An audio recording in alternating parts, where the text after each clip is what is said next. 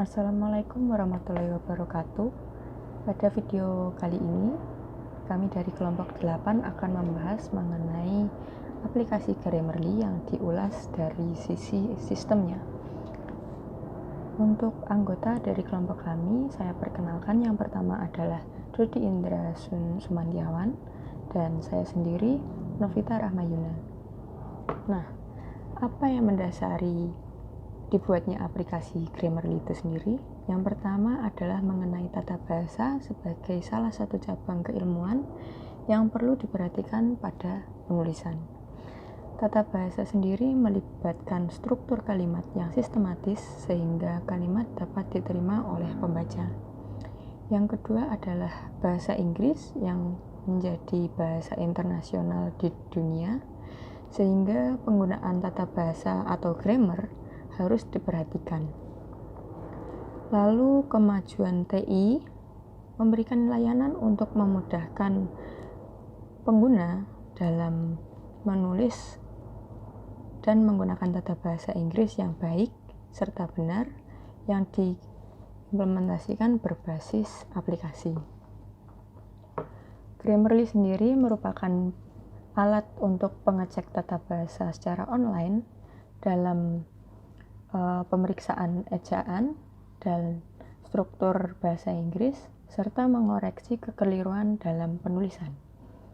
Grammarly tidak hanya memberikan layanan untuk memeriksa ejaan atau tanda baca, tata bahasa dan struktur kalimat, melainkan juga memberikan layanan untuk memeriksa tingkat plagiarisme dari artikel yang kita tuliskan. Nah, di sini ada 4 jenis bahasa yang disediakan oleh Grammarly, yaitu bahasa Inggris Amerika, British, Australia, dan bahasa Inggris Kanada. Berikut ini adalah fitur yang disediakan oleh Grammarly. Yang pertama yaitu untuk memeriksa kesalahan ejaan dan tanda baca. Yang kedua, memeriksa struktur kalimat bahasa Inggris. Lalu memeriksa orisinalitas esai atau melakukan pengecekan plagiarisme. Selanjutnya adalah proofreading.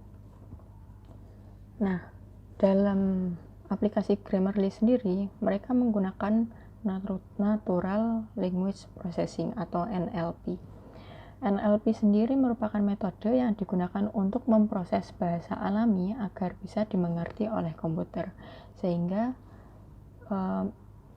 bahasa kita atau bahasa manusia nantinya akan dimasukkan lalu diproses oleh komputer agar bisa dimengerti oleh komputer dan memberikan rekomendasi pembetulan apabila ada kesalahan dalam penulisan bahasa Inggris. NLP sendiri melibatkan teknologi artificial intelligence atau kecerdasan buatan seperti machine learning untuk melatih komputer agar bisa memahami bahasa alami. Berikut ini adalah contoh penerapan yang dilakukan pada metode NLP. Yang pertama adalah QAS, yang kedua adalah summarization, lalu machine translation, lalu speech recognition, berikutnya ada document classification, lalu sentiment analysis. Di sini Grammarly pada umumnya menggunakan penerapan document classification dan sentiment analysis, yaitu untuk mengkelompok-kelompokkan kalimat atau kata-kata yang bersifat negatif atau positif, yang salah atau yang benar, sehingga diklasifikasikan menjadi nantinya akan menjadi rekomendasi untuk pembetulan atau koreksi. Nah, berikutnya akan dipresentasikan oleh Mas Dodi mengenai evaluasi pada aplikasi Grammarly itu sendiri. Baik, terima kasih untuk Mbak Novita. Selanjutnya kita akan membahas tentang bagaimana Grammarly itu bekerja dengan evaluasi-evaluasi yang sudah ada. Mari kita ke baik. Langkah awal untuk memulai Grammarly pertama adalah kita masuk ke grammarly.com, kemudian kita klik tombol login di pojok kanan atas ini. Kita klik tombol ini. Oke, setelah login itu kita diberikan beberapa input untuk login. Karena di sini saya sudah memiliki member, jadi saya memasukkannya dengan email yang sudah saya miliki. Kemudian tekan continue dan kita masuk ke password. Ya. Setelah login, ini adalah tampilan dashboard awal dari Grammarly. Untuk memulai suatu pengkoreksian tata bahasa menggunakan Grammarly, pertama kita tekan upload. Upload di sini adalah untuk memilih dokumen mana yang akan kita pilih. Di sini saya akan memberikan contoh tentang cerita rakyat Malin Kundang berupa cerita yang kemudian kita tunggu loadingnya. Sebelum masuk pada tahap pengkoreksian, kita atur dulu set goals pada aplikasi Grammarly ini. Penulisan berdasarkan set goals-nya ini ditujukan kepada siapa, kemudian formality-nya itu kita bisa atur secara normal, informal atau netral, kemudian domainnya kita tujukan kepada siapa, kemudian ini tone-nya itu emosinya. Emosi dari penulisan itu ditujukan untuk sebuah cerita atau penelitian. Kemudian intensitas dari penulisan ini itu ditujukan untuk seperti apa di sini ya, sebagai informasi, deskripsi, atau tell a story. Beberapa detik setelah mengupload sebuah dokumen, kita akan dilihatkan dengan pengkoreksian di dalam Grammarly. Di sini kita lihat tanda-tanda dari garis yang berwarna, di mana garis merah itu menandakan saran tentang ejaan, tanda baca, dan tata bahasa. Garis biru menyarankan potensi perbaikan kejelasan dan keringkasan. Garis hijau menyarankan untuk membuat tulisan user menjadi lebih menarik. Dan garis bawah ungu menunjukkan saran untuk membantu user mencapai keseimbangan, kesopanan, formalitas, dan keramahan yang tepat. Di sini adalah sebuah contoh kalimat di mana kesalahannya garis bawah itu tentang tanda baca.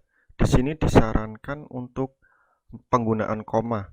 Jika kita klik garis bawah ini yaitu mother, maka pengkoreksiannya tanda koma sebelumnya itu akan hilang. Kemudian his di sini.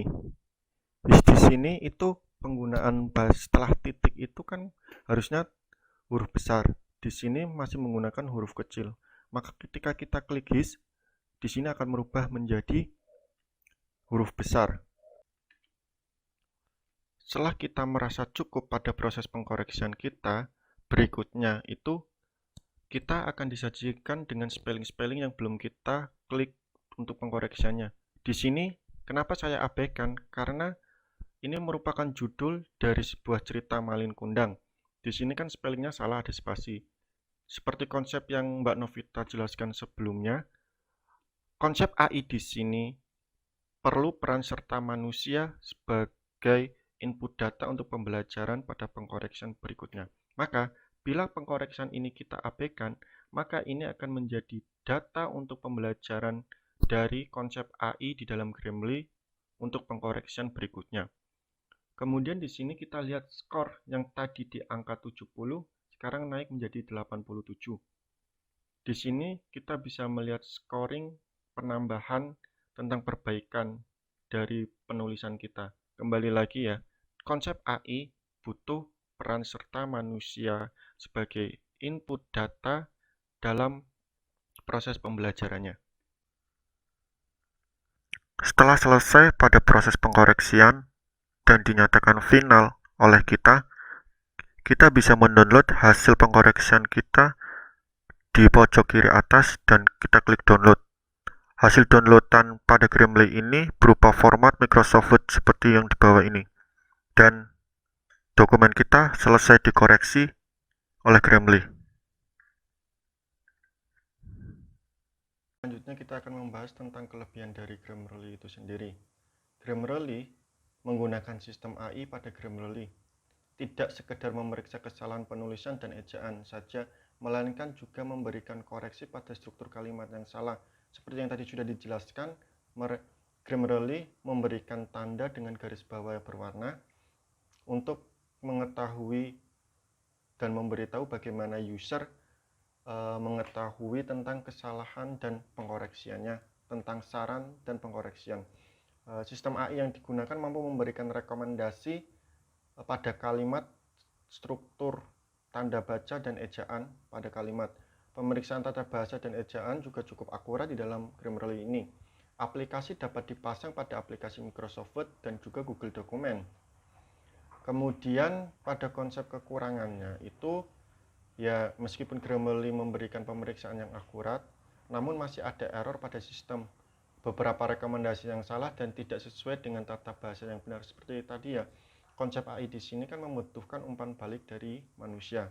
Jadi apabila pengkoreksian ini diabaikan oleh user, maka ini akan menjadi proses pembelajaran berikutnya untuk menyempurnakan gimana konsep AI di dalam Grammarly ini bekerja. Kemudian pemeriksaan ini hanya terbatas pada struktur kalimat. Fitur pada pemeriksaan Grammarly itu plagiatismenya ya, terutama itu yang ada di aplikasi Grammarly ini mengecek melalui database tulisan pada halaman-halaman website dengan dataset intern dari Grammarly sendiri ya. Kemudian ini adalah gap analisis dari Grammarly. Kami menggunakan Ginger sebagai gap analisis dari perbandingan antara pengkoreksian ejaan data. Grammarly ini sendiri itu di sini mendukung hanya bahasa Inggris. Kemudian kalau Ginger itu menawarkan lebih dari 40 bahasa. Grammarly sendiri ini menawarkan fitur wordness ya. Itu sangat ketika kita download dan mengaplikasinya itu, hasil downloadnya itu sangat mudah untuk dipahami. Sedangkan untuk Ginger tidak. Grammarly menawarkan aplikasi untuk desktop, untuk matching, untuk matchbook, dan juga skor akurasi pada tampilan Grammarly. Kemudian pada Ginger tidak demikian, juga tidak ada aplikasi desktop pada Match. Selanjutnya Grammarly menawarkan pemeriksaan plagiasme. Kemudian Ginger itu tidak. Tata bahasa dalam Grammarly mengenali penggunaan angka yang salah. Ginger tidak ada aplikasi seluler yang tersedia. Pada Ginger, aplikasi seluler tersedia dengan Ginger. Pada Grammarly menawarkan paket bulanan, triwulan, dan tahunan. Pada paket primer Ginger menawarkan paket dasar dan premium saja. Kemudian memeriksa dokumen yang telah diunggah. Pada Ginger tidak ada pemeriksaan pada dokumen yang diunggah. Kemudian selanjutnya adalah tidak menawarkan fitur teks ke ucapan pada Grammarly. Pada fitur Ginger menawarkan fitur teks ke ucapan. Dan yang terakhir, Grammarly mendukung integrasi pada Facebook, Firefox, Flamory, GitHub, Gmail, Google Chrome, LinkedIn, produk-produk Microsoft Office, dan Microsoft Outlook. Sedangkan pada Ginger tidak mendukung adanya integrasi pada aplikasi-aplikasi lain. Sekian presentasi dari kami. Akhir kata, wassalamualaikum warahmatullahi wabarakatuh. Semoga bisa menambah wawasan teman-teman dalam mata kuliah implikasi digital dan juga dalam kehidupan teman-teman. Terima kasih.